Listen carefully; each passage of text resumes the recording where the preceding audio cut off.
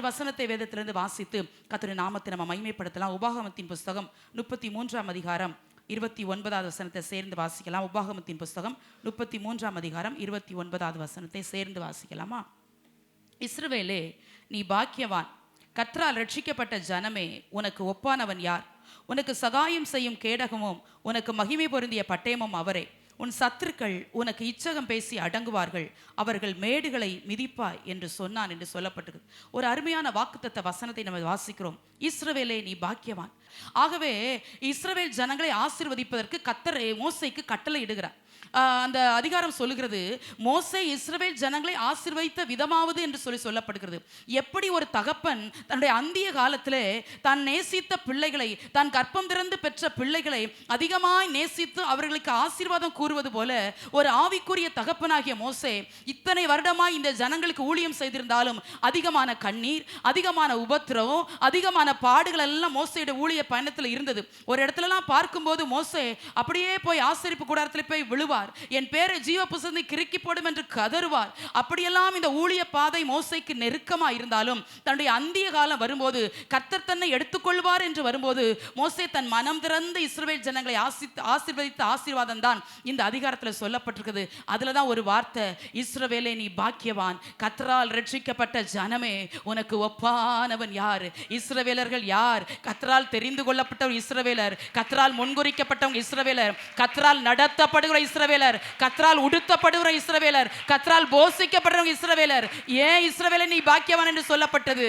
அவர்களுக்கு போஷிப்பு, அவர்களுக்கு பராமரிப்பு, அவர்களுக்கு வழிகாட்டுதல் எல்லாம் மேல இருந்து வந்துகிட்டே இருந்துச்சு, மேல இருந்து வந்தது. அதனால தான் ஆண்டவர் சொல்றார், இஸ்ரவேலை நீ பாக்கியவான். ஒரு உலக பிரகாரமான ஜனங்கள் நடப்பது போல இஸ்ரவேல் ஜனங்கள் நடந்து வரல. அந்த பயணம் அவளுக்கு கடுமையா இருந்தாலும் அந்த கடுமையான பயணத்துல கர்த்தர் அவர்களோடு உண்டு, வார்த்தை அவர்களோடு உண்டு. மேக ஸ்தம்பத்தினாலும் அக்கினி ஸ்தம்பத்தினாலும் இடைப்பட்டு முற்பிதாக்கள் அறியாத மன்னாவினால் கர்த்தர் அவளை போஷித்து அவளுக்கு தண்ணி வேண்டும் இடத்துல தண்ணியை கொடுத்து அவளோடு பேசி எச்சரிக்கை வேண்டியத்துல எச்சரித்து அவளுக்கு பாதரட்சைகள் பலசாகல, அவருடைய வஸ்திரங்கள் பலசாகல. அவ்வளவு ஆச்சரியமாய் கர்த்தரால் நடத்தப்பட்டு வந்ததுனால ஒரு வார்த்தையை சொல்லுகிறா, இஸ்ரவேலே, நீ பாக்கியவான். ஏன் இதே ஸ்தானத்துல தான் கர்த்தர் நம்மளை நிறுத்தி வச்சிருக்க. இஸ்ரவேலர்களாய் கர்த்தர் நம்மை தெரிந்து கொண்டபடினாலே பாக்கியமுள்ள ஜனங்களாய் சங்கீதம் 144:15 படி இவ்விதமான சீரை பெற்ற ஜனம் பாக்கியமுள்ளது என்று சொல்லும்படி உலக ஜனங்களைப் போல கர்த்தர் அழுது கொண்டிருக்க விடல, உலக ஜனங்களைப் போல தவிக்க விடல, உலக ஜனங்களைப் போல சில பிரச்சனைகள் அகப்படும் போது அங்கும் இங்கும் ஓடி ஒளிய விடல. கர்த்தர் அந்தந்த நேரத்துக்கு தகுந்தாற் போல வார்த்தைகளை தந்து ஆறுதல் படுத்தி தைரியப்படுத்தி நம்மளை தட்டி கொடுத்து அன்போடு பேசி மார்புல கர்த்தர் சுமந்து தூக்க வேண்டிய நேரத்தில் தூக்கி தோளோடு அணைத்துக் கொள்ள வேண்டிய அணைத்துக் கொண்டு ஆஸ்வாசப்படுத்தி நடத்துகிறாரே. இஸ்ரவேலாகிய சபையே, நாம் பாக்கியமானவர்கள், நாம் பாக்கியம் பெற்ற ஜனங்கள். யார் நமக்கு விரோதமாய் நிற்க முடியும்? தேவனுடைய அன்பு நம்ம மேல ஊற்றப்பட்டிருக்கிறது.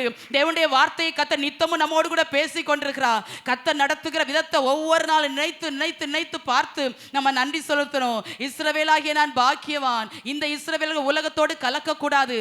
கர்த்தர் தான் நம்மளை நடத்துறாரு, கர்த்தர் தான் நம்மளை போஷிக்கிறாரு. நம் வாழ்க்கையில நம்ம அனுபவிக்கிற எல்லா மேன்மைகளும் கர்த்தரிடமிருந்து வருகிறது. ஆனா உங்களுக்கு ஒரு வார்த்தையை சொல்லிட்டு உள்ள போறேன், தேவனுடைய பிள்ளைகளே, நாம் கர்த்தரால் தெரிந்து கொள்ளப்பட்டவர் இஸ்ரவேலரா இருக்கபடினாலே உலகத்தோடு கலப்பதற்கு அல்ல, அசுத்த காரியங்களோடு கைகோர்ப்பதற்காய் அல்ல. ஆண்டவர் நம்மை பிரித்தெடுத்து அவருக்குரிய தேவ ஜனமாய் இஸ்ரவேலர்களாய் கர்த்தர் நம்ம முன்குறித்து விட்டாரே. மீதமுள்ள நாட்கள் வாழ்ந்து நடந்த நாட்கள் எப்படியா நடந்து போயிருக்கலாம், கடந்து போன நாட்கள் எப்படியோ கடந்து போயிருக்கலாம். ஆனா மீதமுள்ள நாட்கள் நான் ஒரு இஸ்ரவேலா என்னை கர்த்தர் முன்குறித்தபடினாலே நான் கர்த்தருக்கு பிரியமாய் வாழுவேன். விட வேண்டியதை விடுவேன், வெறுக்க வேண்டியதை நான் வெறுப்பேன். கர்த்தருக்கான கர்த்தர் என் மேல் என்ன சித்தம் வைத்திருக்கிறாரோ அந்த சித்தத்திற்கு தக்கதாய் ஓடுவேன் என்று யாரெல்லாம் இந்த இஸ்ரவேல் என்று அந்த வளையத்துக்குள்ள வந்து நிற்கிறீங்களோ, அந்த இஸ்ரவேல் என்ற எல்லைக்குள்ள வந்து நிற்கிறீங்களோ, இதே வார்த்தை உபாகமம் 33:29 நம்முடைய வாழ்க்கையில தீர்க்க தரிசனமாய் நடக்கும். எப்பொழுது முன்குறிக்கப்பட்ட இஸ்ரவேலராய், தெரிந்து கொள்ளப்பட்ட இஸ்ரவேலராய், கர்த்தரால் அழைக்கப்பட்ட இஸ்ரவேலரா தேவன் என்னை நடத்துகிறார். இந்த நடத்துதல் எனக்கு போதும், இதுல நான் சந்தோஷமா இருப்பேன். ஆண்டவரை முறுமுறுக்க மாட்டேன், நான் புலம்ப மாட்டேன், நான் கேள்வி கேட்க மாட்டேன். அப்பா என்னை அழகாய் நடத்தி கொண்டு வருகிறாரே, அன்பாய் நடத்தி கொண்டு வருகிறாரே, என்னை சோர்ந்து போக விடலையே, பலவீனம் வரும்போது அப்படியே பலப்படுத்துகிறாரே, தைரியப்படுத்துகிறாரே. இது யாருக்கு தேவனுடைய பிள்ளைகளை கிடைக்கும்? அதான் ஒரு பாடல்ல ஒரு வரி உண்டு, எனக்கு என்ன குறை உலகில் என் ராஜா துணை எனக்கு, எனக்கு என்ன குறை உலகில், என் ராஜா துணை எனக்கு. அப்படி அருமையா அந்த பாடலின் வரி வரும். இதை பாடும்போதெல்லாம் சந்தோஷமா பாடணும். நமக்கு நிறைய குறைகள் இருக்கு கர்த்தருடைய பிள்ளைகளே, ஆனா அப்பா கூட இருக்கிறாரே, ராஜா கூட இருக்கிறாரே, நடத்துறாரே. எவ்வளவு பயந்தாலும் அந்த பயமான சூழ்நிலை அப்பா கூட வந்து நடத்துறாரே. ஒவ்வொரு நாளும் சொல்லணும், எனக்கு என்ன குறை வச்சிங்கப்பா. எல்லா தேவைகளும் அவர் பார்த்து கொண்டு அதினதின் காலத்துல நேர்த்தியாய் கர்த்தர் செய்து நடத்தி வருகிறார். அதனாலதான் கர்த்தரால் நடத்தப்பட்ட ஜனங்களை பார்த்து தான் சொல்றார், இஸ்ரவேலை நீ பாக்கியவான். நான் முதலே சொல்லிட்டேன், ஏன் பாக்கியவான்? அது கர்த்தரால் நடத்தப்பட்ட ஜனம். யாரெல்லாம் கர்த்தரால் நடத்தப்படுறீங்களோ அவங்க பாக்கியம் உள்ள ஜனங்கள். கர்த்தரால் நடத்தப்படாதவங்க தான் கலங்கணும், கர்த்தரால் நடத்தப்படாதவங்க தான் பயப்படணும். நமக்கு பயம் இல்லை, ஏன்னா பாக்கியம் பெற்ற ஜனங்கள். எப்படி போகணும், எந்த வழியா போகணும், எதை பேசணும், எதை பேசக்கூடாது, என்ன காரியத்தில் முடிவெடுக்கணும், எல்லாத்தையும் அப்பா அழகாக அந்தந்த நேரத்துக்கு தகுந்தாற் போல நம்முடைய வாழ்க்கையில பேசி பேசி நம்மளை நடத்தி கொண்டு இருக்கிறார். இந்த மோசேயுடைய மரண காலத்துல அவர்கள் இஸ்ரவேல் ஜனத்தை விட்டு பிரியும் போதுதான் இந்த வார்த்தையெல்லாம் சொல்லி இஸ்ரவேல் ஜனங்களை மோசே உள்ளம் திறந்து ஆசீர்வதிக்கிறார். அதில் அடுத்த வார்த்தை சொல்லப்படுகிறது, கர்த்தரால் ரட்சிக்கப்பட்ட ஜனமே உனக்கு ஒப்பானவன் யார் என்று சொல்லப்படுகிறது. ஏன் நம்மளை ஒப்பான ஆண்டவர் உலக ஜனங்களோட நம்மளை ஒப்பிட்டு பேசல? நம்மை தெரிந்து கொள்ளப்பட்ட இஸ்ரவேலர்கள், நாம் தேவனுக்காக பிரித்தெடுக்கப்பட்ட இஸ்ரவேலர்கள். அதனால ஆண்டவர் சொல்றார், உனக்கு ஒப்பானவன் ஒருவரும் இல்லை. ஏன்னா அவரை நம்மளை நடத்துறார், அவரே நம்முடைய காரியங்களை பொறுப்பெடுக்கிறார். நம்முடைய காரியத்தை நினைச்சு நம்ம கவலைப்படணும், நம்முடைய பாரங்களை நம்ம சுமக்கணும்னு அவசியம் இல்லை. நமக்கு ஒப்பானவன் இந்த உலகத்துல இல்லையா? அவ்வளவு விலையேறப்பெற்ற ஜனமாய், அவ்வளவு விலையேறப்பெற்ற கோத்திரமாய் நம்மளை தெரிந்தெடுத்து கர்த்தர் நடத்துகிறார். இந்த அன்பின் ஆளெல்லாம் உங்களுக்கு தெரிஞ்சிருக்கணும். ஆண்டவர் எனக்கு நம்ம ஒரு மேட்டரே கிடையாது, ஆனா நம்மளை பார்த்து கர்த்தர் எழுதி வச்சிருக்கிறாரு, உனக்கு ஒப்பானவன் யார் என்று. கர்த்தருடைய மகிமை நம்ம மேல போடப்பட்டிருக்கு. கர்த்தருடைய பிள்ளைகளே, கர்த்தருடைய அபிஷேகம் நம்ம மேல ஊற்றப்பட்டிருக்கிறது. பரிசுத்த ஆவியான நம்ம மேல தங்கி இருக்கிறார். கர்த்தர் நம்ம மேல ஊற்றின மகிமையை, கர்த்தர் நம்மளை நம்பி கொடுத்த ரட்சிப்பை, கர்த்தர் நம்மளை அபிஷேகித்த எங்கேயும் இழந்து போயிடாதீங்க. உலகத்துக்காக, உறவுகளுக்காக, வேலைக்காக, அந்நிய காரியங்களுக்காக ப்ளீஸ் இழந்து போயிடாதீங்க. அசுத்தமான காரியத்துல பேசுறாங்களா, அந்த இடத்துல நீங்க நிக்காதீங்க. தேவனுக்கு பிரியமில்லாத ஒரு காரியம் நடக்குதா, அங்க போய் என்ன செய்யறாங்கன்னு கூட எட்டி பார்க்க கூட கர்த்தர் நமக்கு அலோ பண்ணல. எல்லாவற்றையும் ஒரு தனித்திருக்கிற தனித்துனா எல்லாவற்றையும் யார்ட்டையுமே பேச மாட்டேன், அந்த அர்த்தத்தில் நான் சொல்லல. ஆவிக்குரிய ஒரு பிரித்தெடுப்பு உங்களுக்கு எனக்கு நமக்கு இருக்குன்னு கர்த்தருடைய பிள்ளைகளே. நமக்கு ஒப்பானவர் இந்த உலகத்துல யாருமே இல்லை. உங்களுடைய பலனை, உங்களுடைய ஆசீர்வாதத்தை, உங்களுடைய கையின் பிரயாசத்தை தேவன் உங்களுக்கு தருகிற நன்மையை அந்நியர்கள் பறித்து கொள்ளுகிறது போல, எப்ராயிமை குறித்து ஓசியால வாசிக்கிறோம், அந்நியர் அவன் பலத்தை திங்கிறார்கள், அவன் அறியாமல் போனான். அந்த வாழ்க்கைக்குள்ள நீங்க போயிடாதீங்க. உங்கள் பிரயாசம், உங்கள் நன்மை, உங்கள் குடும்பத்துக்கு வர வேண்டிய மேன்மைகளை அந்நியர் பறிக்க விட்டுறாதீங்க. உனக்கு ஒப்பானவன் யார் என்று கர்த்தர் இவ்வளவு பெரிய அத்தாரிட்டியை நம்ம கையில தந்திருக்கிறார். நமக்குன்னு கர்த்தர் ஒரு பிரஸ்டீஜை கொடுத்திருக்கிறார். உங்களுக்கு ஆவிக்குரிய விதத்துல சொல்றேன், ஆமா எனக்கு ஒரு பிரஸ்டீஜ் இருக்குது, நான் எப்படிப்பட்ட அந்த உலக பிரகாரமா இதை சிந்திக்காதீங்க. நமக்குன்னு கர்த்தர் ஒரு நம்மளை ஹானர் பண்றார், நம்மளை கனப்படுத்தி நம்மளை அபிஷேகத்தை மகிமையை ஊற்றி இருக்கிறார். நமக்கு தான் இந்த ஆசீர்வாதம். இஸ்ரவேலே நீ பாக்கியவான். ரொம்ப கவனமா இருக்கணும். கர்த்தர் நமக்கு கொடுத்த மகிமை, எங்களுக்கு கொடுத்த ஊழிய ஸ்தானங்கள் எல்லாம் நான் பயத்தோடு காத்துக்கொள்வதற்கு ரொம்ப நான் முயற்சிப்பேன். சில வார்த்தைகள் இதுதான் பேசணும்னு எங்களுக்கு கூட இருக்குது, இதுதான் பேசணும், இதுதான் பேசக்கூடாதுன்னு. நான் அந்த பொறுப்பிலிருந்து நான் தவறுவேன். ஆனால் கர்த்தர் எண்ணத்திலிருந்து அந்த அதிகாரத்தை கர்த்தர் எடுத்து போடுவார், எண்ணத்திலிருந்து அந்த மகிமையை கர்த்தர் எடுத்து போடுவார். யூதாவில் ஒரு வசனம் எழுதப்பட்டிருக்கும், ஆதி மேன்மையை காத்துக்கொள்ளவில்லை என்று. ஆதாம் ஆதி மேன்மையை காத்துக்கொள்ளவில்லை, சவுல் ராஜமேன்மை காத்துக்கொள்ளவில்லை, யூதாஸ் அப்போஸ்தல மேன்மையை காத்துக்கொள்ளவில்லை. கர்த்தருடைய பிள்ளைகளே, மேன்மையை காத்துக்கொள்ள தவறிராதீங்க. கர்த்தர் நமக்கென்று ஒரு ராஜரீக மேன்மையை கொடுத்து உலகத்தை காட்டிலும், உலக ஜனங்களை காட்டிலும் அவர்களுக்கு ஒப்பாய் கர்த்தர் நம்மளை நிறுத்தல. நம்மளை கர்த்தர் தனித்து விசேஷப்படுத்தி கர்த்தர் நிறுத்தி வச்சிருக்கிறாரு. அதனாலதான் இஸ்ரவேலே நீ பாக்கியவான், கர்த்தரால் ரட்சிக்கப்பட்ட ஜனமே உனக்கு ஒப்பானவன் யார் என்று சொன்ன பிற்பாடு நம்ம உலக ஜனங்களுக்கு ஒப்பா நின்று பேசிட்டு இருக்காதீங்க. வெட்டி கதை, அந்த கதையெல்லாம் உலக ஜனங்களோட பேசாதீங்க. உலக ஜனங்களை பாக்குறீங்களா, அவங்க ஸ்தோத்திரம் சொல்ல முடியாது, நல்லா இருக்கிறீங்க அப்படின்னு கேட்டு வந்துட்டே இருங்க. உங்களுக்கு ஒப்பானவன் ஒருவரும் இல்லை. கர்த்தருடைய பிள்ளைகளே, நான் நேரமானனால இந்த வார்த்தை எனக்கு விளக்கத்துக்கு ரொம்ப நேரம் இல்லை. கர்த்தர் அனுமதிச்சா இன்னொரு நாள் இதை ரொம்ப உங்களோட பேசுறேன். ரொம்ப தியானிச்சேன் இந்த வசனத்தை, ஆனா நான் தியானிச்ச அளவுக்கு உங்களுக்கு எக்ஸ்பிளைன் பண்றதுக்கு எனக்கு டைம் இல்லை. நமக்கு ஒப்பானவன் யாரும் இல்லை. அந்த மகிமை கொடுத்திருக்கிறாரு, அந்த பிரசன்னத்துக்குள்ள வாழ விரும்புறாரு. உங்களுக்கும் பிள்ளைல அதுதான் சொல்றேன், நீங்க கர்த்தரால் பிரித்தெடுக்கப்பட்ட ஜனம். நம்முடைய பலத்தை யார் திங்கிறா? நம்முடைய கையின் பிரயாசம் எங்கே போகிறது? நம்முடைய ஜெபிக்கிற நேரங்கள் நம்ம யாருக்கோ கொடுத்து வீணடித்து கொண்டிருக்கிறோம். கர்த்தரால் ரட்சிக்கப்பட்ட நமக்கு, எனக்கு நீங்க சொல்லுங்க, எனக்கு ஒப்பானவன் யாரும் இல்லை. கர்த்தருக்காக வாழ்றீங்களா? உங்களை வேதனைப்படுத்துறது கர்த்தரை வேதனைப்படுத்துறதுக்கு சமானம். மார்த்தாளும் மரியாளும் அழும்போது கர்த்தர் கண்ணீர் விட்டார். ஏன்? அவங்க கண்ணுல இருந்து கண்ணீர் வடிஞ்சா அவர் கண்ணுல இருந்து கண்ணீர் வடியுது. கர்த்தரால் ரட்சிக்கப்பட்ட ஜனமே, உனக்கு ஒப்பானவன் யார்? நான் அதுல ஒரு வார்த்தையை ஹைலைட் பண்ணி முடிக்கிறேன். உனக்கு சகாயம் செய்யும் கேடகமும் உனக்கு மகிமை பொருந்திய பட்டயமும் அவரே. மனம் திறந்து ஆசீர்வதிக்கிற ஆசீர்வாதத்தின் வார்த்தை இது. இஸ்ரவேல் கோத்திரத்தை பார்த்து சொல்றார். எல்லா கோத்திரத்தையும் ஆசீர்வதிச்சுட்டு இது முழு கோத்திரத்துக்கும் சொல்லப்பட்ட வார்த்தை. உனக்கு சகாயம் செய்யும் கேடகமோ, உனக்கு பாதுகாப்பு, உனக்கு சகாயம், எல்லாம் கேடகம் இல்லை, பாதுகாப்பு தான். எல்லாம் அவரா இருக்கிறார். உங்களுக்கு உதவி அங்கிருந்து வரும், உங்களுக்கு ஒத்தாசை அங்கிருந்து வரும், உங்களுக்கு சகாயம் அங்கிருந்து வரும். உங்கள் வாழ்க்கையில வர வேண்டிய எல்லா நன்மைகளும் அப்பாட்ட இருந்து யாரோ செய்வாங்க. கிழக்கு மேற்கு வடக்கு தெற்கு திசை திரும்பி பார்க்காதீங்க. ஜெயமோ கர்த்தரால் வரும். அவரல்லவா சகாயம் செய்ய கேடகமா இருக்கிறாரு. வேலை தரணுமா அவர் தான் தரணும், திருமணம் நடக்கணுமா அவர் தான் தரணும், வீடு தரணுமா அவர் தான் தரணும், 2 வீலர் வேணுமா 4 வீலர் வேணுமா, என்ன வீல் வேணும். நான் கடந்த நாட்களில் ஒரு இடத்துக்கு போயிட்டு வந்துட்டு இருந்தேன். எங்களுக்கு முன்பா ஒரு வாகனம் போச்சு.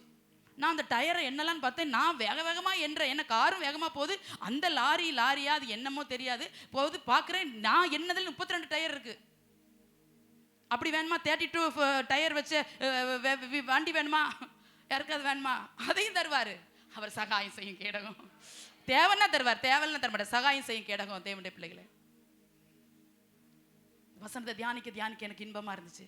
2-3 நாட்களா என் காதுகளில் ஒரு சத்தம், மகிமை பொருந்திய பட்டயம் அவரே, மகிமை பொருந்திய பட்டயம் அவருடைய கேட்டுக்கொண்டே இருந்தனால இந்த வசனத்தை தியானிக்கவும் அதை உங்களோடு பகிர்ந்து கொள்ளவும் கர்த்தர் கிருபை செய்தார். நான் இன்னைக்கு ஹைலைட் பண்ண போறது மகிமை பொருந்திய பட்டயம் அவரே. அந்த ஒரு வார்த்தையை சொல்லி முடிக்கிறேன். இதுல ஆழமான சத்தியங்கள் உண்டு. கர்த்தர் அனுமதித்தால் இன்னொரு நாள் நம்ம தியானிக்கலாம்.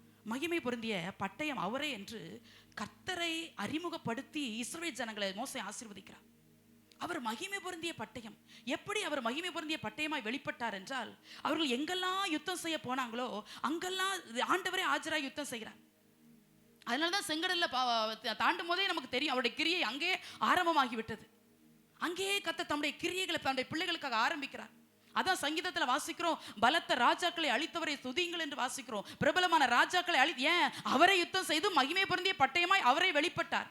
இதுக்கு ஆதாரமாய் சில இடங்கள் உண்டு. எல்லாத்தையும் சொல்ல நேரம்ல ஒன்றை மாத்திரம் சொல்லி நான் முடிக்கிறேன். எல்லாரும் நியாயாதிபதிகள் புஸ்தகம் 7ஆம் அதிகாரத்துக்கு திருப்பிக் கொள்ளலாமா? நியாயாதிபதிகள் புஸ்தகம் 7ஆம் அதிகாரம் 14 வசனத்தை மாத்திரம் வாசி. அப்பொழுது மற்றவன், இது யோவேசின் குமாரனாகிய கிதியோன் என்னும் இஸ்ரவேலினுடைய பட்டயமே அல்லாமல் வேறல்ல, தேவன் மீதியானியரையும் இந்த சேனை அனைத்தையும் அவன் கையிலே ஒப்பு கொடுத்தார் என்றான். இதுல வாசிக்கிறோம், இது இஸ்ரவேலுடைய பட்டயம், யோவாசின் குமாரனாகிய கிதியோன் என்னும் இஸ்ரவேலுடைய பட்டயமே அல்லாமல் வேற அல்லன்னு சொல்லப்பட்டிருக்கிறது.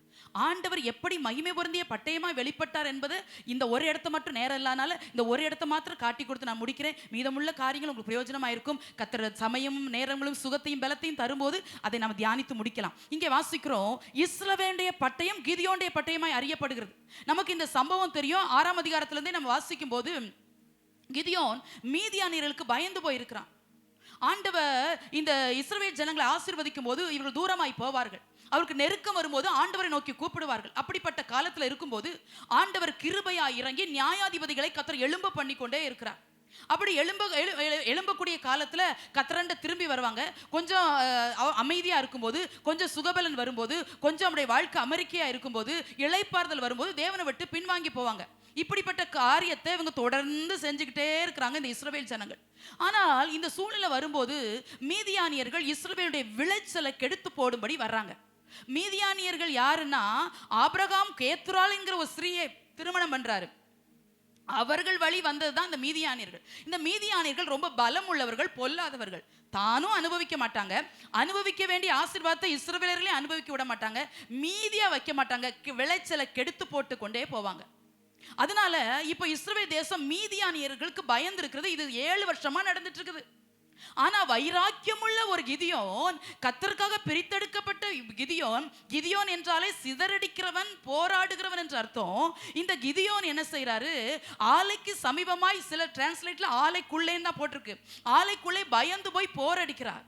ஆனால் இருதயம் கர்த்தரை நோக்கி கூப்பிட்டு கொண்டே இருக்கிறது. வெளியே பகிரங்கமா சொல்லல கிதியோன். ஆனா உள்ள ஆண்டவரே எங்கள் விளைச்சலை கஷ்டப்பட்டு நாங்க விளைச்சலை அறுக்க முடியாம, அந்த விளைந்த பலனை நாங்க அறுக்க முடியாம ஆண்டவரே இப்படி மீதியானிகள் கொள்ளை கொண்டு போகிறார்களே என்று சொல்லி ஆலைக்குள்ளே போரடித்து கொண்டிருக்கும் போது ஆண்டவர் கிதியோனோடு கூட இடைபடுகிறார். அப்படி இடைப்பட்டு நான் வா கிதியோன் உன்னை அழைக்கிறேன் அப்படிலாம் சொல்லும் போது கிதியோன் ரொம்ப பயப்படுறார். ரொம்ப பயந்த சுபாவம் உள்ளவர் இந்த கிதியோன். அதனால ரொம்ப பயப்படுறாரு. ஆண்டவரே, நான் என் மனசில் என் குடும்பம் எளியது, நான் எதனால ரட்சிப்பேன் இப்படிலாம் ஆண்டவர்கிட்ட கொஸ்டின் கேட்கிறார். ஆனா ஆண்டவர் பேசி பேசி தைரியப்படுத்தி ஆண்டவர் கிதியோனை அழைச்சிட்டார். அதுக்கு ஒரு அடையாளமும் கிதியோன் கேட்டாரு, அதையும் கொடுத்தாரு. அது உங்களுக்கு தெரியும், இப்போ அதை சொன்னா நேராகும். எல்லாம் கொடுத்தாச்சு, அடையாளமும் கையில வாங்கியாச்சு. ஆனாலும் இந்த கிதியோன் என்ன நினைக்கிறார்னா, கிதியோனுக்கு இந்த பயமே போகல. கர்த்தர் தான் அழைச்சாரோ, கர்த்தர் தான் பேசினாரோ அப்படின்னு சொல்லி இந்த கிதியோன் மிகவும் பயந்த ஒரு சூழ்நிலையிலே இருக்கிறத நம்ம இந்த 7ஆம் அதிகாரத்தில் நம்ம பார்க்க முடிகிறது. இப்படிப்பட்ட ஒரு சூழ்நிலையில ஆண்டவர் சொல்றாரு இந்த கிதியோனை நோக்கி, நான் மீதியானியரை உன் கையில நான் ஒப்பு கொடுக்கணும்னா, உன்கிட்ட இருக்கிற ஜனங்கள் ரொம்ப பேர் இருக்கிறாங்க, நீ அவங்கள ஒரு பரீட்சை அவரே அனுமதிக்க சொல்றாரு. அவரே ஒரு காரியத்தை செய்ய சொல்றாரு. செஞ்சு அந்த காரியத்திலிருந்து 300 பேரை தான் உனக்கு தருவேன் என்று 300 பேரை தனியா பிரிச்சாச்சு. இப்பவும் கிதியோனுக்கு பயம் போகல. பேசினாலும் பயம் போகல, அழைச்சாலும் பயம் போகல, அடையாளத்தை கொடுத்தாலும் பயம் போகல, இந்த காரியத்தெல்லாம் செஞ்ச பிற்பாடும் பயம் போகல. 7ஆம் வசனத்துல வாசிக்கிறோம், அந்த 300 பேராலே நான் உங்களை ரட்சித்து என்று சொல்லி ஆண்டு சொல்றார். தெளிவா கர்த்தருடைய வார்த்தை கன்ஃபார்ம் பண்ணிக்கிட்டே இருக்குது. இதுல மகிமை பொருந்திய பட்டயமாய் நான் வெளிப்படுவேன் என்பதை கர்த்தர் சொல்லிக்கிட்டே இருக்கிறார். ஆனாலும் கிதியோன் பயப்படுறாருன்னா எவ்வளவு பயப்படுறாரு பாருங்க. அப்ப கர்த்தர் ஒரு வார்த்தை சொல்வார் பாருங்க, 10ஆம் வசனம், போக பயப்பட்டாயானால். எனக்கு அந்த வார்த்தை ரொம்ப பிடிக்கும். இவ்வளோ பேசணுன்னே கோவம் தானே வந்திருக்கணும் ஆண்டருக்கு.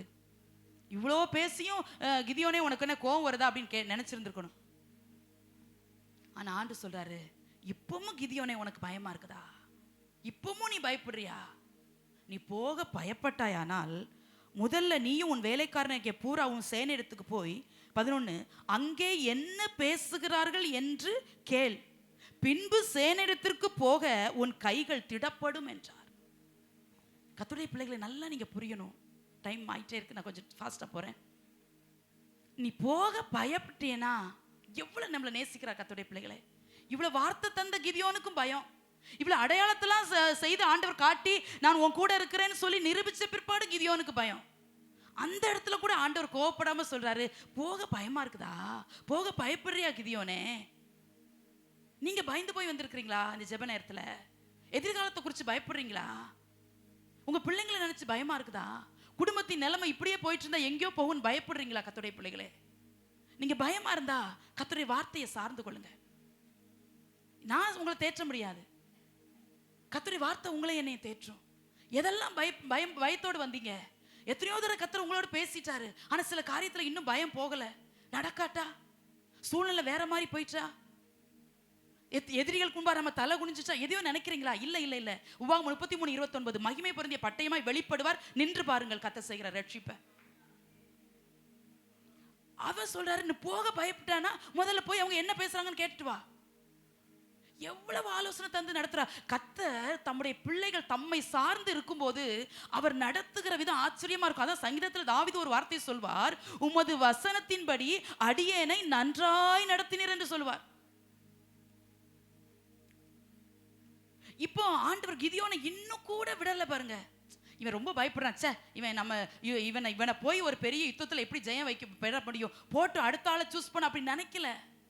பலவீனம் உள்ளவைகளை பலவான்களை வெட்கப்படுத்தும்படி பலவீனம் உள்ளவைகளையும் பைத்தியம் ஞானம் உள்ளவை வெட்கப்படுத்தும்படி பைத்தியமானவைகளையும் தெரிந்து அழைக்கிற உண்மையுள்ள கர்த்தர் கிதியோனுடைய வாழ்க்கையில இடைப்பட்டதுதான் உங்களோட ஸ்டெப் பை ஸ்டெப்பா சொல்லிட்டு இருக்கிறேன்.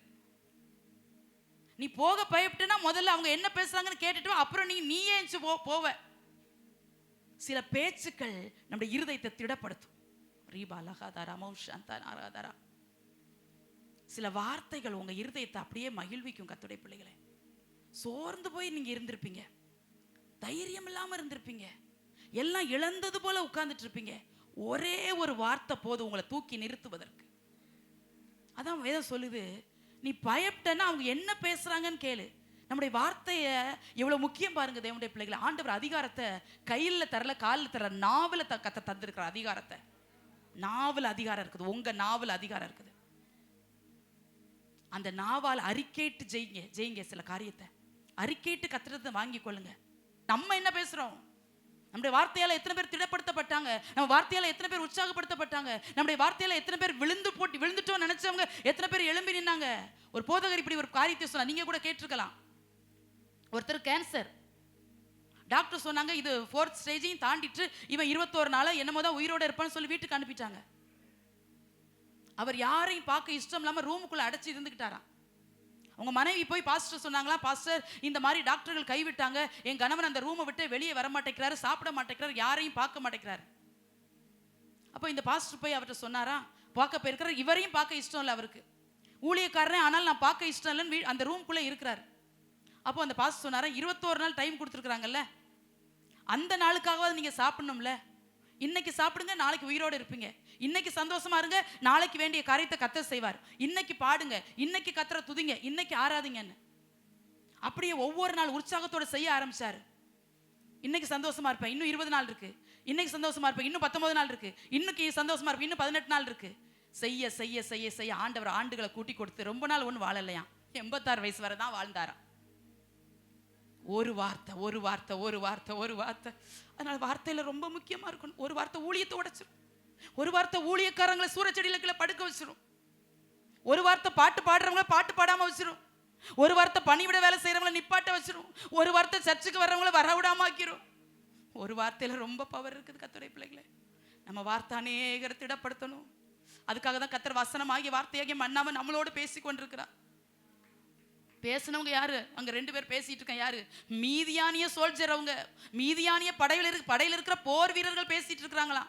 நீ அங்க போய் அவங்க என்ன பேசுறாங்கன்னு கேளு, அப்பொழுது உன் இருதயம் திடப்படும். நம்ம சோர்ந்து போய் இருக்கும்போது விடாய்த்த ஆத்துமாவுக்கு கிடைத்த குளிர்ந்த தண்ணீரை போல கத்த சில வார்த்தைகளை கத்த நமக்கு தந்திருப்பார். ரீபாலகதரா சாந்தனா, அந்த வார்த்தையெல்லாம் கத்தர் உங்களுக்கு தந்திருந்தாருன்னா, யாரோ பேசுற ஒரு வார்த்தையா இருக்கும், ஆனா உங்க காதுகள் அதை கேட்கும், உங்களுக்கு திடப்படும். ஒரு வார்த்தை ஒரு வார்த்தை ஒரு வார்த்தை நம்மளை தேற்றும். ஒரு வார்த்தை நம்மளை தைரியப்படுத்தும். நம்மளை திட்டுறதுக்கு 4 பேர் இருப்பாங்க, ஆனா பாராட்டுறதுக்கு யாராவது ஒருத்தர் பக்கத்தில் நிற்பாங்கல்ல. அதுக்காக எப்போ பாராட்டை எதிர்பார்த்துடக்கூடாது. பாராட்டை எதிர்பார்த்து நம்ம சோர்ந்து போயிடுவோம். ஆனா கர்த்தருடைய வார்த்தை, கர்த்தருடைய பரிசுத்தவான்கள் வாயிலிருந்து வருகிற அந்த ஒரு வார்த்தை, அதனால தான் பிள்ளைங்கள் எல்லாம் திட்டி திட்டி சோர்வடைய செய்யக்கூடாது. நீ ஜெயிப்ப, நீ தாண்டுவ.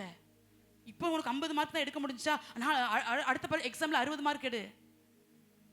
சொல்லணும் அப்படி ஏதாவது ஒன்று சொல்லி பிள்ளைங்களை தேற்றி பிள்ளைங்களை அப்படியே கொண்டு வந்துடணும். கர்த்தருடைய பிள்ளைகளே, இந்த தைரியப்படுத்துறதையும் திடப்படுத்துறதையும் உற்சாகப்படுத்துறதையும் பாராட்டுறதையும் ஊழியமா செய்யுங்க. நீங்களும் விழமாட்டீங்க, விழுந்த அநேகரை உங்கள் மூலமா கர்த்தர் தூக்கி எடுக்க கர்த்தர் உதவி செய்வார். நெகட்டிவான வார்த்தைகள் உங்கள் வாயிலிருந்து வராதிருப்பதாக இயேசுவின் நாமத்தினால. உங்கள் வாயில கர்த்தருடைய அதிகாரம் வைக்கப்படுவதாக. உங்கள் வாயில தீர்க்க தரிசனம் உரைப்பதாக. கர்த்தருடைய மகிமை நிறைந்த வார்த்தைகள் உங்கள் நாவிலிருந்து புறப்பட்டு வருவதாக. உங்க குடும்பத்துக்கு நீங்க தான் ஒரு தீர்க்கதரிசி. உங்கள் கணவனுக்கு நீங்க ஒரு தீர்க்கதரிசி. உங்க மனைவிக்கு நீங்க தீர்க்கதரிசி. உங்கள் பிள்ளைகளுக்கு நீங்க ஒரு தீர்க்கதரிசி. செஞ்சு பாருங்க அந்த ஊழியத்தை. அது பெரிய ஊழியமா கர்த்தர் கனம் பண்றார் கர்த்தருடைய பிள்ளைகளே. அப்ப சொல்லி அனுப்புறாரு, நீ அங்க போக பயப்பட்டாயானால் உங்க பேசுறத கேளு, அப்போ உன் இருதயம் திடப்படும் என்று. நம்மெல்லாம் சிலர் பேசுறத கேட்டா உயிரோட வாழணுமா ஆண்டவர் அப்படின்னு நினைக்கிற மாதிரிலாம் நம்மளை பேசுவாங்க. அதை காதுக்குள்ள கொண்டு போகாம சத்தியம் நிறைந்த வார்த்தைகளை, கிருபை நிறைந்த வார்த்தைகளை, அன்பு நிறைந்த வார்த்தைகளை உங்க இருதயத்துல போட்டு வைங்க. யாருமே தேற்றதுக்கு இல்லையா? யாருமே உங்களை பாராட்ட இல்லையா? உங்க பிரயாசத்தை புரிந்து கொள்ள யாருமே இல்லையா? உங்க இருதய உடைவுகளை கூட ஷேர் பண்ண யாரும் இல்லையா? புரிஞ்சவங்க கரத்தை தட்டி அந்த நல்ல அப்பாவுக்காக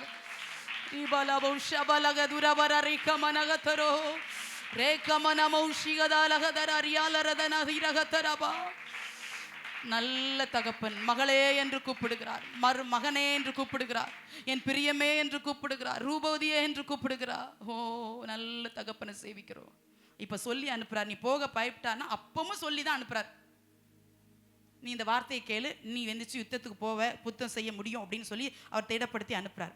ஆனா அந்த 12ஆம் வசனத்துல வாசிக்கிறோம், இவங்க கிட்ட இருந்தது 300 பேர். ஆனா அங்க வந்து படைகளை பார்த்தா வெட்டுக்கிளிகளை போல திரளாய் பள்ளத்தாக்கிலே படுத்து கிடந்தார்கள் மீதியானியர்கள். அவருடைய ஒட்டகங்களுக்கும் கணக்கில்லை, கடற்கரை மணலை போல திரளாய் இருந்தது. எம்மா யோசிக்கவே முடியல என்னால. கடற்கரை மணலை போல, வெட்டுக்கிளிகளை போல. வெட்டுக்கிளிகள் வந்தா கூட்டமா வரும். அது மாதிரி கூட்டம் கூட்டமாய் ஜனங்கள் ஒட்டகங்களோடு மீதியானியர்கள் பொல்லாதவங்க பாளையம் இறங்கி இருக்கிறாங்க. இவங்ககிட்ட இருந்து ஆஃப்டர் ஆல் 300 பேர். இப்போ 13ஆம் வசனம், கிதியோன் வந்தபோது, இதை ரொம்ப முக்கியம். நான் அப்படி இந்த பிரசங்கத்தின் பீக்ல நிக்கிறேன், உங்களுக்கு பெரியன்னு நினைக்கிறேன், செய்தியோட உச்சத்துல இப்ப நிக்கிறேன், முடிச்சிருவேன். கிதியோன் வந்தபோது ஒருவன் மற்றவனுக்கு ஒரு சொப்பனத்தை கொண்டானா. அதான் பேசுறத கேள நேரம். அது சொப்பனம் கண்டவன் எதிரி. இஸ்ரவேலுக்குள்ள இந்த 300க்கு யாருக்கும் சொப்பனம் வரல, கிதியோனுக்கும் சொப்பனம் வரல. கர்த்தர் தம்முடைய பிள்ளைகளுக்கு செய்ய போற யுத்தத்தை சத்துரு தரிசனம் கொண்டு சொல்லுகிற நாட்கள்ல கர்த்தர் கொண்டு வந்திருக்கிறார்.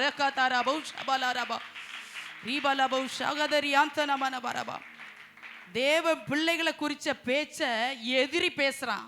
தேவ பிள்ளைகளுடைய பலத்தை அறிஞ்ச எதிரி சொப்பனம் கண்டு சொல்றான். என்ன சொப்பனமா? ஒரு அப்பம் உருண்டு வந்து, அது ஒரு அப்பம் உருண்டு வந்தது, அது கூடாரம் மட்டும் வந்தபோது அது விழத்தள்ளி கவிழ்த்து போட்டது. அப்பம் எங்க இருக்கு, கூடாரம் எங்க இருக்கு? அப்பம் சாதாரணது அப்பம், அது உருண்டு வந்து கூடாரத்தை பெயர்த்து போட்டது. அப்பதான் 14ஆம் வசனம் நம்ம வாசித்தது, இது யோவாசின் குமாரனாகிய கிதியோன் என்னும் இஸ்ரவேலுடைய பட்டயமே அல்லாமல் வேறல்ல. ஒரு அப்பம் உருண்டு வந்து கூடாரத்தை விழத்தள்ளிட்டு, அப்ப அவன் தீர்க்க தரிசனம் பேசுறான், எதிரி தீர்க்க தரிசனம் பேசுறான். கர்த்தர் சேனையை கிதியோனுடைய கையில ஒப்பு கொடுத்துட்டாரு. இது இஸ்ரவேலுடைய பட்டயம், அது சார்பாதான் இருக்கும், அது மழுங்கி போகாது. அவன் எப்போதும் ஜெபிக்கிறவன், அதனால இஸ்ரவேலுடைய பட்டயம். அவன் தோற்று போக மாட்டான், அது இஸ்ரவேலுடைய பட்டயம். இஸ்ரவேலுடைய பட்டயத்தின் பவர் எதிரிக்கு தெரிஞ்சிச்சு. இஸ்ரவேலுடைய பட்டயத்தின் பவர் எதிரிகளுக்கு தெரியுமானால், அருமையான சபையே, கர்த்தருடைய சமூகத்திலிருந்து ஆராதித்துக் கொண்டிருக்கிற நாம் இஸ்ரவேலர்கள், நம்முடைய பலம்னா பண பலம் அல்ல, நம்முடைய வீட்டை சுத்தி இருக்கிறதான சொத்து இருக்கிற பலத்தை சொல்லல. நம்ம ஆராதிக்கிற தேவன் பெரியவர் என்ற அந்த ஆவிக்குரிய பலத்தை சத்துருக்கள் அறிய வேண்டிய காலத்துல கர்த்தர் கொண்டு வந்திருக்கிறார். அவர்கள் நம்மை பார்வைக்கு வெட்டுக்கிளிகள், நாம ராஜ கம்பீரமுடைய தேவ ஜனங்கள்.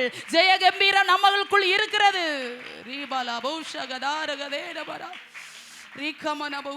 இதெல்லாம் எவ்வளவு அழகா எழுதப்பட்டிருக்கு. எவ்வளவு ஆவியானவர் ரொம்ப ஹைலைட் பண்ணி எப்படி எழுதி வச்சிருக்காரு பாருங்க. இஸ்ரவேலுடைய பட்டயமே இல்லாமல் வேறல்ல. எந்த அளவுக்கு கிதியோனுடைய பவரை சத்துரு புரிஞ்சு வச்சு பேசுறான். எங்க 2 பேருக்கு தான் சொப்பனம் வந்துச்சு. அவங்க இருக்கிறது கடற்கரை மல்லத்தனையா இருக்கிறாங்க, வெட்டுக்கிளிகளை போல பரம்பி இருக்கிறாங்க. எனக்கு அந்த 2 பேரை ரொம்ப பிடிச்சிருந்துச்சு. நமக்கு ஆதரவா நிக்கிறவன், அதான் ஒரு வசனம் இல்ல, பட்சிக்கிறவனுக்கு பட்சணமும் பலவாண்டத்திலிருந்து மதுரமும் வரும். அதான் அந்த வசனம் அப்படி சொல்லும், உன் சத்துருக்கள் உனக்கு இச்சகம் பேசி அடங்குவார்கள். இச்சகம் அப்படின்னா ஆங்கில வேதாம டிரான்ஸ்லேட் பண்ணிருக்கு, புகழ் வாங்கன்னு போட்டிருக்கு. நமக்கு பயந்து நாம் ஆராதிக்கிற தேவன் பெரியவர் என்று சொல்லி நம்மளை திட்டுனவன், கண்சாட காட்டுனவன், நிந்திச்சவங்க, தலையை துளுக்குனவங்கெல்லாம் கர்த்தர் இவங்களோடு இருக்கிறாரு நம்ம அவங்களை அறியாமல் நம்மளை புகழ ஆரம்பிச்சு அடங்கி போயிடுவாங்க. ஏன்னா நம்ம இஸ்ரவேலுடைய மகிமை விரும்பிய பட்டயமாய் அவர் நம்மோடு கூட இருக்கிறார். இந்த வார்த்தையை கிதியோன் கேட்டபோது, இந்த சொப்பனத்தையும் அதன் வியார்த்தியையும் கேட்டபோது, அவனே சொப்பனமும் கண்டு அவனே அர்த்தமும் சொல்றான். கிருபை பெற்ற அந்த 2 பேருக்காக கர்த்தரை ஸ்தோத்திரிக்கிறேன். சொப்பனத்தை பார்த்து இது என்னடா, நம்மன்னா கூட என்ன நினைச்சிருப்போம், இது என்ன ஒரு அப்பம் உருண்டு வந்துச்சு, அது என்ன கூடாரத்தை விழ தள்ளிட்டு, அது என்ன கூடாரம் விழுந்துச்சு அப்படின்னு நினைச்சு அதை யோசிக்கே நமக்கு 30 நாள் ஆயிரும். ரொம்ப யோசித்தா மண்டையில் இருக்க முடி உதிர்ந்துருமா, அல்ல ரொம்ப யோசிக்க கூடாதான். அதனால அப்படி யோசித்து அதுக்குள்ளே நம்மளே முடியலாம போயிடுவோம் யோசித்து. அவன் கரெக்டா சொல்றான், இல்ல இந்த அப்பம் உருண்டு வந்துச்சுன்னா இது கிதியோனுக்கு காட்டின சொப்பனம். இந்த அப்பம் உருண்டு வந்து கூடாரத்தை விழத்தள்ளிட்டுனா அந்த கூடாரம் அது மீதியானுடைய கூடாரம். அதான் ஆண்டவர் உபாமத்திலே சொல்ற, அவர்கள் மேடுகளை நீ மிதிப்பாய். மேடுனா உயர்ந்த இடம். சத்ரு உயர்ந்த இடத்துல பாளையம் போட்டிருப்பான். சத்ரு நம்மளை விட சிலர பலத்துல, ஆஸ்தியில, அந்தஸ்துல உயர்ந்தவனா இருப்பான். ஆண்டவர் சொல்ற, அதை மிதிக்கத்தக்க அதிகாரத்தை உனக்கு தர்றேங்கிறாரு.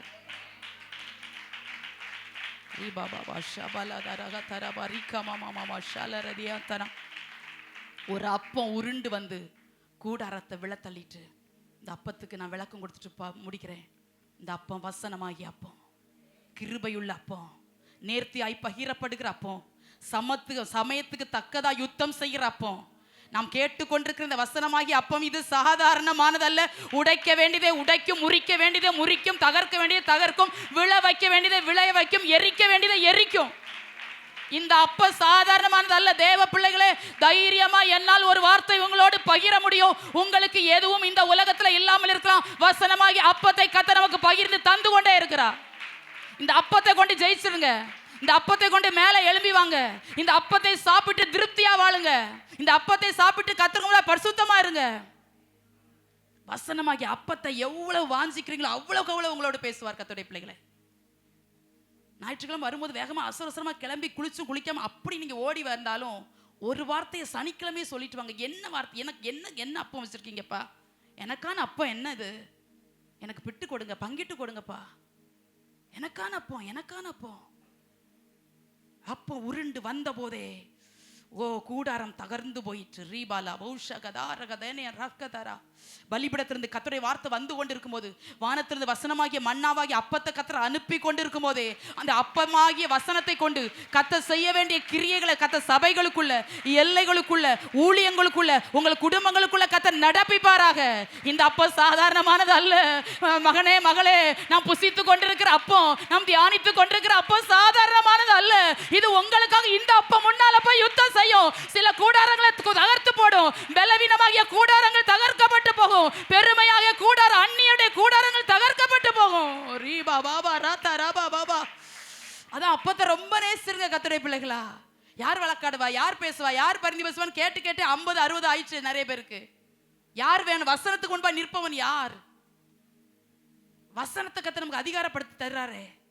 வசனத்தை அறிக்கைட்டு ஜெயிங்க. போகும்போது, நிற்கும்போது, நடக்கும்போது, பிள்ளைங்களுக்குலாம் லீவ், சிலருக்கு விட்டாச்சு, சிலருக்கு லீவ் விட பாருங்க. வசனத்துல வளருங்க. வசனத்தை சார்ந்து கொண்டு நில்லுங்க. வசனத்தால் வாழுங்க. வசனத்தால் மேற்கொள்ளுங்க கர்த்தருடைய பிள்ளைகளே. இந்த வார்த்தையை கிதியோன் கேட்ட உடனே அவர் சொல்வார் பாருங்க, எழுந்திருங்கள் அப்படின்ட்டார். 15 வசனம். ஏன்னா அவனே சொப்பனம் சொன்னான், அவனே அர்த்தமும் சொன்னான். அவனுக்கு தெரியுது இஸ்ரவேலுடைய பட்டயம் இது. இது கிதியோனை ஆகிய இஸ்ரவேலுடைய பட்டயம். இஸ்ரவேலுடைய பட்டயம் எப்படி இருக்கும்னு இஸ்ரவேலர்கள் தெரியாம பயந்து போய் தான் கிதியோனே பயந்து போய் இருக்கிறார். கிதியோனுக்கே இந்த இடத்துல இஸ்ரவேலுடைய பட்டயம் இவ்வளவு ஷார்ப்பானதுன்னு தெரியல. ஆனா எதிரி அறிஞ்சு சொல்றான், இது கிதியோனுடைய பட்டயம். ஏன்னா அவன் இஸ்ரவேலன். ஓரா பாபா ஷாதா ரகா தாரா பாபா. நம்ம இஸ்ரவேலர்கள் நம்முடைய பட்டயம் எப்பவும் ஷார்ப்பா தான் இருக்கும். நம்ம துதி, நம்ம ஆராதனை, நம்ம மேல ஊற்றப்பட்ட அபிஷேகம் எப்பவும் ஷார்ப்பா இருக்கும். இதை ஒரு நாளும் மழுங்க வைக்க சத்ருவால முடியாது. பட்டயத்தை எடுத்து வெட்ட வேண்டியது வெட்டி, தகர்க்க வேண்டியது தகர்த்து, பிடிக்க வேண்டியதை பிடித்துக் கொள்ளுங்கள். கர்த்தர் அந்த அதிகாரத்தை சபைக்குள்ள பகிர்கிறார். இந்த ஆராதனை வேளையில, இந்த ஜெப நேரத்துல, இந்த செய்தி நேரத்துல கர்த்தர் தர வேண்டியதை கர்த்தர் சிலருக்கு பகிர்ந்து தருகிறார். ஆதியில உங்க பட்டயம் ஷார்ப்பா இருந்துச்சு, ஆனா இன்னைக்கு உங்க பட்டயம் எங்கேயோ விழுந்து கிடக்கு. எடுங்க அந்த ஆராதனை என்கிற பட்டயத்தை. ஆதி அன்புல நிலைத்திருங்க. கிருபை என்கிற பட்டயத்தை சார்ந்து கொள்ளுங்க. ரீபா பாபா பௌஷகதாரகதை மரியா தனமனபா. அவன் சொல்றானே இது இஸ்ரவேலுடைய பட்டயம்னு. அதான் நான் சொன்னேன், மகிமை பொருந்திய பட்டயம் அவரே வெளிப்பட்டாரு. கிதியோன் ஒரு யுத்தமும் செய்யல, ஒண்ணுமே செய்யல. இருக்கிறதே 300 பேர் கத்துனா கூட அந்த கடற்கரை மண்ணில் தனியாய் பரம்பி இருக்கிறவங்களுக்கு காதே கேட்டிருக்காது. இந்த வார்த்தையை கேட்டபோது கிதியோன் எழுந்திருங்கள் என்று சொல்லி அந்த 300 பேரையும் 3 பிரிவா பிரிச்சுட்டாராம். பிரிச்சு அவங்களுக்கு ஒரு காரியத்தை சொல்றாரு. பானை எக்காலம் ஊதுவேன், அப்போ நான் பானை எடுங்க, பானைக்குள்ள தீவட்டி வைப்பேன், இதெல்லாம் சொல்றாரு. சொல்லிட்டு 18 வசனம் சொல்கிறது, கர்த்தருடைய பட்டயம் கிதியோனுடைய பட்டயம் என்பார்களாக என்று சொன்னான். எவ்வளவு தைரியம் அந்த வார்த்தையை சொல்ல முடிஞ்சிச்சு தேவனுடைய பிள்ளைகளை.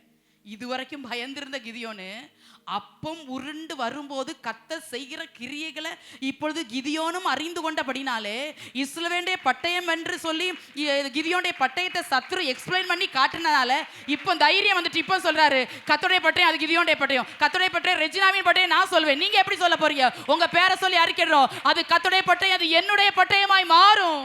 கர்த்தர் அப்படிப்பட்ட அதிகாரத்தை கர்த்தர் நமக்கு பகிர்ந்து தருகிறார்.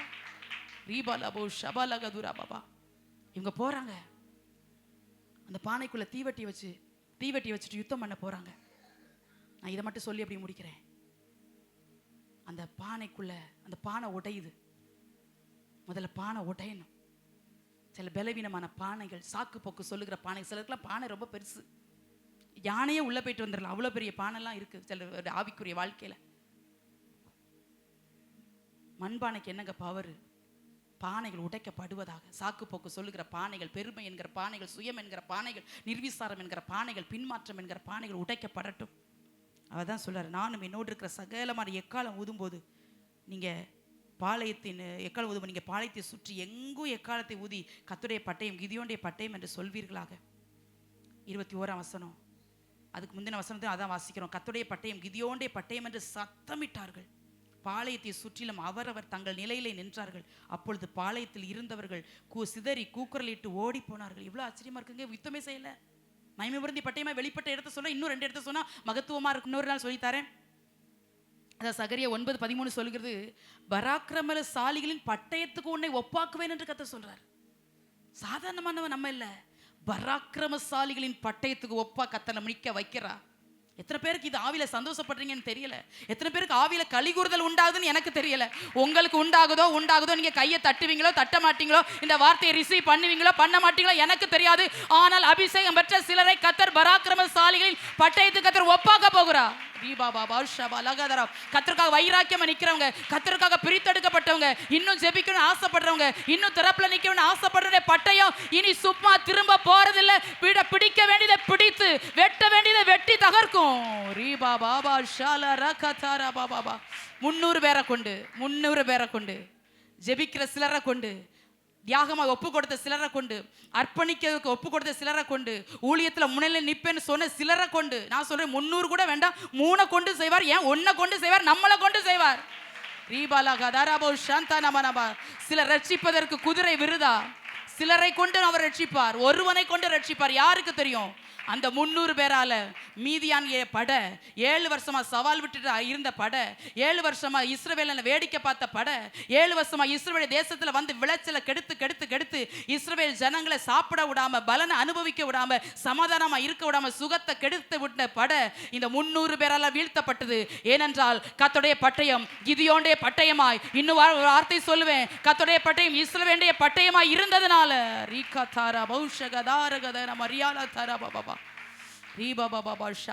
அப்படியே ஆண்டவர் மகிமை பொருந்திய பட்டயமாய் வெளிப்படுவாராக.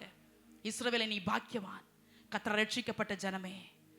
உனக்கு வாசிக்காங்க, எனக்கு ஒப்பானவன் யார்? நான் அவர்கள் மேடுகளை மிதிப்பேன். என் சத்துரு, எனக்கு விரோதமாக எழுப்பின சத்துருக்கள் இச்சகம் பேசி அடங்குவார்கள். ஏசாயா 60 ஒரு வார்த்தை எழுதப்பட்டிருக்கும், உன்னை அசட்டை பண்ணினவங்க நினைக்கிற அப்படி எழுதப்பட்டிருக்கும், நீ கர்த்தரின் நகரம் என்றும் நீ பரிசுத்தரின் சீயோன் என்றும் சொல்வார்கள். எனக்கு அந்த வார்த்தை ரொம்ப பிடிக்கும். நான் அதை அண்டர்லைன் பண்ணி எனக்குன்னு எடுத்துக்கிட்டேன் அந்த வார்த்தையை. நம்மளை அசட்டை பண்ணவன், நம்மளை மதிக்காமல் இருந்தவங்க, கர்த்தர் நம்ம மேலே ஊற்றப்பட்ட கிருபையை, கர்த்தர் ஊழியத்துக்கு என்று பிரித்தெடுத்த விதத்தெல்லாம் பேசி அங்கே நின்று இங்கே நின்று சிரித்து, அது உள்ளே இருக்கலாம் வெளியே இருக்கலாம், சொன்னதெல்லாம் ஒரு ஆள் வரும். இது கர்த்தரின் நகரம் என்று பரிசுத்தரின் சீயோன் என்று நம்மளை பார்த்து சொல்லுகிற நாட்கள் நிச்சயமாக வரும். கர்த்தருடைய பிள்ளைகளை, இது தீர்க்க தரிசனமான வார்த்தை, எழுதி வச்சுக்கோங்க. கர்த்தருடைய பிரசனத்தை சுமந்து நிக்கிறோமே, கர்த்தர் சமூகத்துக்கு இன்னும் ஏங்குறமே, விட்டுருவாராப்பா? கர்த்தர் உங்க பிள்ளைகளை பார்த்து கர்த்தரின் நகரம்னு சொல்லணும், இது பரிசுத்தரின் சீயோன்னு சொல்லணும். உங்க வீட்டை பார்த்தாலே ஒரு அடையாளம் தெரியணும், இது கர்த்தருக்காக வாழ்ற பிள்ளைங்க, இது உலகத்தோடு கலக்காது, இது பாவத்தோடு கைகோர்க்காது, இது இச்சையோடு கலந்து நிற்காது.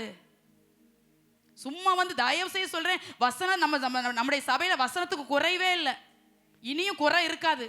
நாங்கள் கண்ணை மூடின பிற்பாடு எங்கள் சந்ததிகள் எங்களை காட்டிலும் நல்லா பேசுவாங்க, தீர்க்கதரிசனமான வார்த்தைகள் வெளிப்படும். ஆனா ஒண்ணு, கேட்டு நல்லா இருக்குன்னு தயவு செய்து கரங்கூப்பி கேட்டேன், தேவனுடைய பிள்ளைகளே, விட்டுட்டு போயிடாதீங்கப்பா, விட்டுட்டு போயிடாதீங்க. உங்களுக்கு சேர்த்து தான், இங்க இருக்க நண்டு நடுசுக்கு அந்த பாட்டில் ஊற்றி தேய்ச்சி விளையாடுது பாருங்க, அதுக்கும் சேர்த்து தான். அது கேளுங்க, வீட்டில் போய் என்ன பேசுன்னு கேளுங்க, பட்டையனா சொல்லு, ஏதோ ஒன்று அதுக்குள்ளே போய்கிட்டு தான் இருக்கும். சின்ன பிள்ளைங்க நம்ம கவனிக்கல நினைப்போம், ஏதோ ஒரு வார்த்தை அதுக்குள்ளே போயிருக்கும். எல்லாத்துக்கும் சேர்த்து பேசுறேன், அவர் மகிமை பொருந்திய பட்டயம். இப்படி சொல்லுங்க, ஓ ராகா தலைக்கு மேல ஒரு நிமிஷம் கரத்தை தட்டி, மகிமை பொருந்திய பட்டயமாய், இஸ்ரவேலுடைய பட்டயமாய் கர்த்தர் சபையின் ஸ்தானங்களை கர்த்தர் உயர்த்துகிறார். கர்த்தருடைய பிள்ளைகளே, நீங்கள் அழுது கொண்டிருக்க விடமாட்டா, நீங்கள் கண்ணீர் வடிக்க கர்த்தர் விடமாட்டா, எதிரிகள் முன்பே உங்களை வெட்கப்படுத்த மாட்டா. உங்களுக்கு மகிமை பொருந்திய பட்டயமாய் அவரே உங்களுக்கு வெளிப்படுவதை உங்கள் கண்கள் பார்க்கும். நீங்க இஸ்ரவேலர்கள், உங்களுக்கு ஒப்பானவன் ஒருவரும் இல்லை. அப்படியே முழங்கால் படிடலாமா? ஹல்லேலூயா. கர்த்தர் நம்மோடு கூட பேசி நம்மளை தைரியப்படுத்தி நல்ல வார்த்தைகளுக்காக அப்படியே சந்தோஷமாய் முழங்கால் படிடுங்க. சத்துரு சிரிக்கட்டும், சத்துரு ஏளனம் செய்யட்டும், சத்துரு எவ்வளவு சத்தமா பேசட்டும். சத்துருக்கு பேசி அவனுக்கு தான் தொண்டை கட்டும், நமக்கு என்ன? பேச விட்டுருங்க. பேசுறாங்களா, பேச்ச அடைக்கும்னு நினைக்காதீங்க. நம்மளை 4 பேர் பேசுறாங்கன்னா ஒன்றை நீங்க நல்லா புரியணும், நம்ம வளர்ந்துகிட்டு இருக்கிறோம்னு அர்த்தம், நம்ம உயர்ந்துகிட்டு இருக்கிறோம்னு அர்த்தம், கர்த்தர் நம்மளை ஆசீர்வதிச்சுக்கிட்டான்னு அர்த்தம். அதான் 4 பேர் 5 பேர் எழும்புறாங்க, கூட்டம் கூட்டமா நின்று நம்மளை பத்தி பேசுறாங்க. ரீகா பாபா பாபா ஷாலரக தர பாபா பாபா ஓ ரீபலகதுர மம மம ஷே ரகதலக தர பாபா பாபா ஹalleluya.